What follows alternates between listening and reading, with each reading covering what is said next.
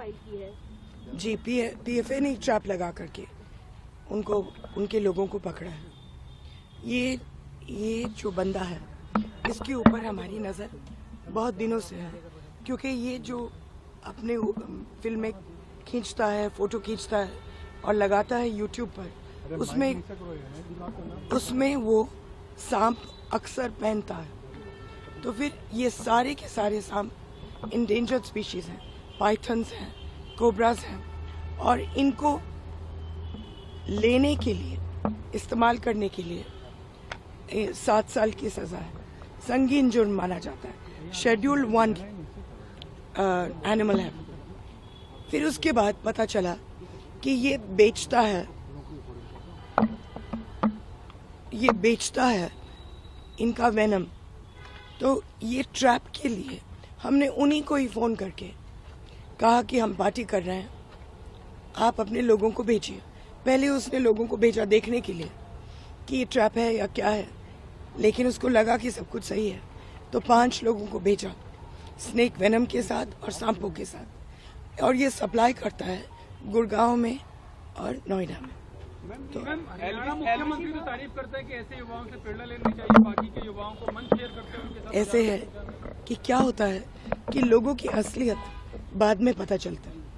हम लोग हमेशा बेनिफिट ऑफ द डाउट देते हैं कि होगा कोई शरीफ इंसान, बाद में पता चलता है कि टीआरपी बढ़ाने के लिए कुछ लोग कुछ भी कर सकते हैं, और एक दफा थोड़ी सी चस्का लग गई मशहूरता की, तो फिर वहाँ हेडलाइन में रहने के लिए कुछ भी करने के लिए तैयार है।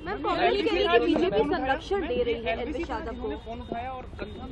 ये मुझे मालूम नहीं बेटा, ये हमारी टीम ने किया है। मैम कितने दिनों से ट्रैप कर रहे थे आप लोग? सर्च कर रही है, लेकिन अभी तक वो फरार चल रहे हैं। अब वो फरार है, आपकी क्या मांगे? गिरफ्तारी उनकी? उसकी गिरफ्तारी एकदम होनी चाहिए। मैम ये कहा जा रहा है कि जो वीडियोस शूट हुए हैं वो किसी मूवी के या किसी गाने के शूट के लिए नहीं बेटा, पुलिस वहाँ मौजूद थी।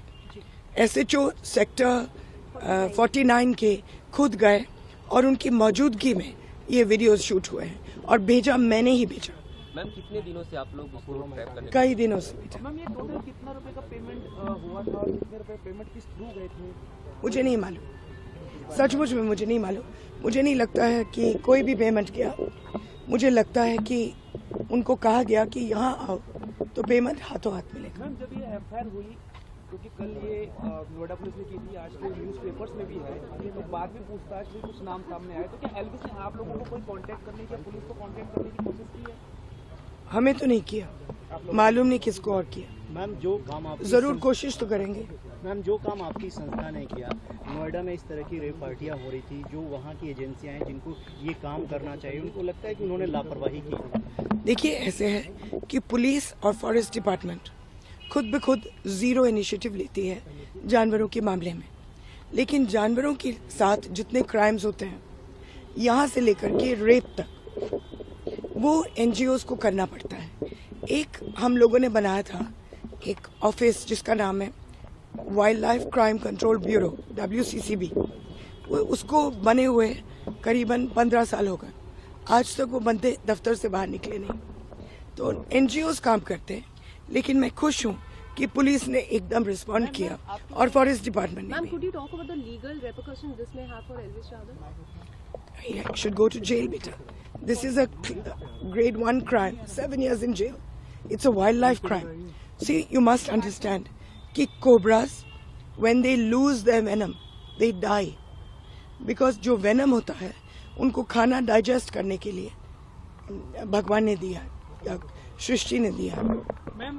जब आप वेनम निकालेंगे तो ये कुछ खा नहीं पाते, और जब वो खा नहीं पाते वो भूख से मर जाते। तो आप जब वेनम निकालते हो तो मान लो कि जानवर भी मर गया, और इस देश में बहुत कम कोबरा और बहुत कम पाइथन्स रह गए। इसीलिए सरकार ने इनको शेड्यूल 1 पर डाला।